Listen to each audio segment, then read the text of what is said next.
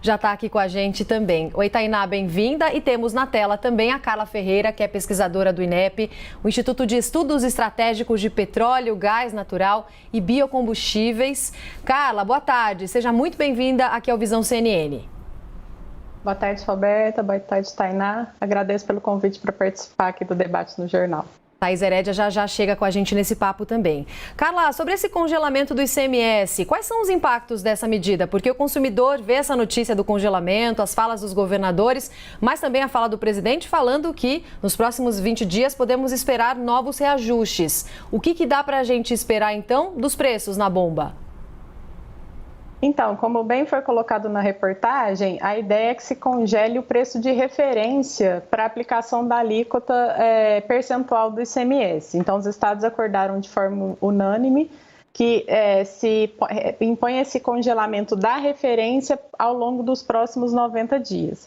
Então, o que a gente observa é que esse tipo de medida ele pode vir a auxiliar na redução do impacto do imposto sobre o preço do combustível, mas na redução do impacto do imposto, porque o ICMS ele é cobrado a partir dessa alíquota percentual, nesse preço que vai ser congelado, e aí por esse preço ter um reajuste a cada 15 dias, ele ter uma alteração, acaba que o ICMS, sendo uma alíquota desse preço, ele atua também de forma procíclica. Se a gente está num movimento de crescente dos preços, o ICMS acaba pressionando também. Mas a gente entende que essa medida vai ser insuficiente na resolução da questão dos aumentos para o consumidor, justamente porque o responsável pelos aumentos é exatamente a política de preço de paridade de importação adotada pela atual gestão da Petrobras.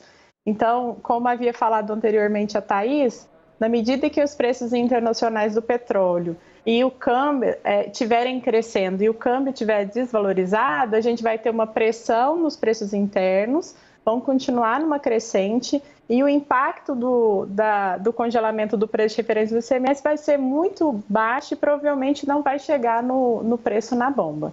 Então é uma medida, novamente, que é paliativa e que vai acabar não resolvendo realmente o problema de aumento dos preços dos combustíveis. Certo. Eu vou pegar daqui, Tainá Falcão falando contigo agora, Carla, para a gente jogar um pouquinho para frente. Já foi noticiada aqui a possibilidade de uma reunião entre os governadores e os estados, né? Os governadores e o presidente do Senado, Rodrigo Pacheco, que está segurando a PEC que já foi aprovada na Câmara dos Deputados, que fixa um valor para a cobrança do ICMS, tem bastante resistência dos estados. E a ideia, segundo os governadores, conversei com Wellington Dias, que é do Fórum de Governadores essa semana, é levar uma proposta para o senador Rodrigo Pacheco, né, o presidente da casa, e também sentar junto com a Petrobras para discutir saídas. A proposta a gente já sabe qual é, já foi noticiado aqui, a gente trouxe na semana passada, a criação de um fundo de equalização. O Wellington Dias me disse que esse fundo já existe, que ele seria reativado, daí com várias possibilidades para que os recursos sejam colocados nele. 3 possibilidades já são aventadas até aqui. Agora, além disso, tem essa conversa, o diálogo que é exigido pelos governadores com a Petrobras. Além desse comentário sobre a recriação do fundo, Carla, eu queria que você me dissesse o que é possível tratar com a Petrobras do ponto de vista prático, já que a gente sabe que não é nada recomendado se questionar ou não se questionar, mas se alterar a política de preços agora, né? Causaria um tumulto muito grande, o que a gente já viu até da fala do presidente Bolsonaro para cá no mercado. Bom, então, eu acho que está se configurando uma reação na tentativa de resolução do problema. Então, o que a gente observa é que tem uma certa omissão do governo federal na articulação da resolução desse problema. E aí, a partir da aprovação desse PL na Câmara e agora em discussão no Senado, me parece que o presidente Rodrigo Pacheco ele tem tentado fazer articulação entre governadores e entre Petrobras, que são os agentes da cadeia de composição do preço. Então, além do ICMS, dos tributos federais, tem também as margens da distribuição e da revenda e esse preço que sai da Petrobras. Então, a gente no INEP, a gente defende que é de extrema importância que haja uma estruturação de políticas públicas que coordene todos esses elementos da cadeia. porque no limite, se não houver essa coordenação, a gente pode ter essas medidas paliativas e pontuais que não vão resultar na redução do preço, se este for o objetivo. Inclusive, por exemplo, se a gente considerar que antes dessa medida do congelamento do preço de referência, já havia tido um anúncio do governador de Minas dizendo que reduziu em 1% a alíquota de ICMS sobre o diesel. E na divulgação do governo de Minas, eles mesmos disseram, vai depender da revenda e da distribuição para chegar no consumidor. Então, a gente observa que se não tiver uma articulação entre esses elementos, essas reduções elas vão ser incorporadas pelos outros agentes da cadeia. Então, é nesse sentido que a gente avalia que talvez seja necessário mesmo essa articulação e, diante da omissão do governo federal, os outros agentes têm se organizado. No INEP, a gente tem debatido algumas possibilidades, então uma delas é inclusive o Fundo de Estabilização, mas um pouco diferente da proposta que está sendo aventada pelos governadores. A gente acha que a origem dos recursos para estabelecimento desse fundo poderia ser um imposto sobre as exportações de petróleo, por exemplo. Mas eles estão levando em consideração já essa proposta também, viu, Carla? Então, e ela está em tramitação. Eu até cheguei a participar de uma audiência pública na Câmara dos Deputados que debateu essa proposta. Mas eu discordo no sentido de que não há possibilidade da Petrobras também mexer um pouco na política de preço. Então, uma das questões que a gente também debate internamente é que se considere os custos de produção do combustível aqui, dos derivados em geral, porque nós estamos numa situação favorável de que o país é um grande produtor de petróleo. Então, diferente de países que são fundamentalmente importadores de derivados, que dependem do preço internacional, porque ele vai comprar essa mercadoria com esse valor, nós aqui produzimos muito petróleo, principalmente nós estamos entre os 10 maiores produtores de petróleo do mundo, refinamos muito, então nós temos uma produção de derivado também ampliada, então poderia ser, além da referência do preço internacional do barril, considerar também os custos de produção. Então, estabeleceria alguma forma de cotação dos preços dos derivados no mercado interno, além da referência nesse preço de paridade de importação, PPI, e consideraria-se também o custo do refino na estatal acrescido das margens da remuneração dos acionistas. Então, a gente acha que o PPI, no caso de um país produtor de petróleo, não é a única solução, como mostra outras experiências internacionais. Thaís Herédia, chega mais.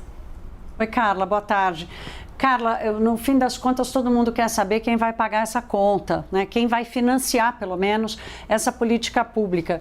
O presidente da Petrobras disse recentemente que a Petrobras não pode fazer política pública porque ela é financiada com capital privado, né? A União não investe, não desembolsa recurso há muitos anos, nem para investimento e nem para manutenção da operação da Petrobras. Pelo contrário, a Petrobras virou um cofrinho da onde o Tesouro tira dividendos, royalties e impostos.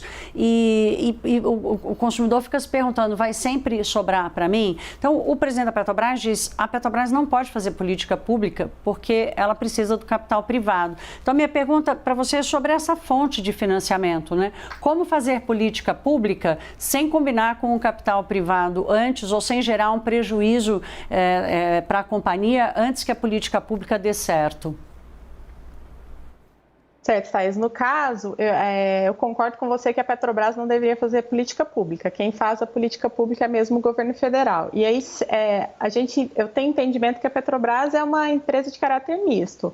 Ela, por ter mais de 30%, 37% mais ou menos das ações em controle do Estado, ela é uma empresa estatal, mas ela também é uma empresa de acionistas. E o que a gente tem observado é que esse lado de empresa estatal ele tem sido atrofiado e o lado da empresa acionista ele tem sido ampliado. Então, hoje a prioridade da Petrobras a partir dessas últimas gestões tem sido a exploração e a produção, fundamentalmente no pré-sal, e aí acontece algum desses problemas. Como não está se investindo em outros elementos da cadeia do setor, inclusive do refino, então está se abrindo mão do refino quando se privatiza, cada vez mais a Petrobras, enquanto um braço estatal do governo, vai deixar de ser um elemento para coordenação e estruturação de uma política pública.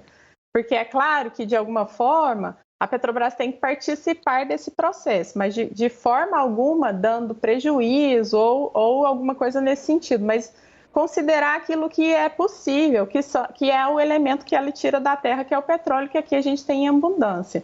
E a gente não tá, e essa ideia não é nova. A gente observa, por exemplo, países produtores como a Dinamarca, ela usa suas empresas estatais para estabelecer uma política de preço diferente de uma política de paridade de importação. Ela consegue estabelecer dessa forma em função de ter uma estatal. Outros países que daí têm muito maior produção, como a Arábia Saudita, por exemplo, eles conseguem congelar seus preços internos. Então, a gente tenta formular essas questões a partir de experiências internacionais que a gente observa e que são interessantes. Inclusive, por exemplo, o Fundo de Estabilização, ele é implementado já em alguns países, são experiências que deram certo e que poderiam ser trazidas para cá também. Sim. Carla, muito importantes essas questões técnicas que você está explicando, inclusive trazidas aí pelas perguntas da Tainá e da Thaís, mas para ficar claro e para a gente conseguir traduzir para as pessoas também que estão assistindo, o que dá para esperar do valor do combustível na bomba para os próximos meses? Tem alguma previsão de quando é que pode começar a melhorar?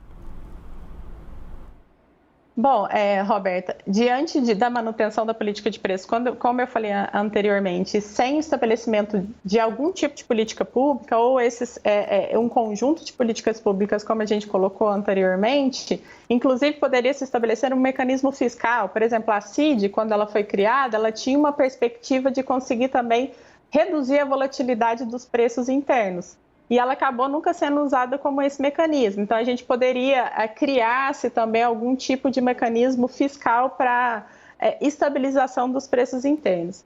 Enfim, mas se não houver uma coordenação, uma estruturação de políticas nesse sentido e nem uma alteração mínima que seja na política de preço que está sendo implementada na Petrobras, diante do cenário internacional, como colocou a Thaís anteriormente, que a gente está numa expectativa de desvalorização cambial ainda, e pode ser que a gente venha a passar por períodos de aumento dos preços internacionais do barril, é bem difícil que a gente tenha perspectiva de redução dos preços internos nos próximos períodos.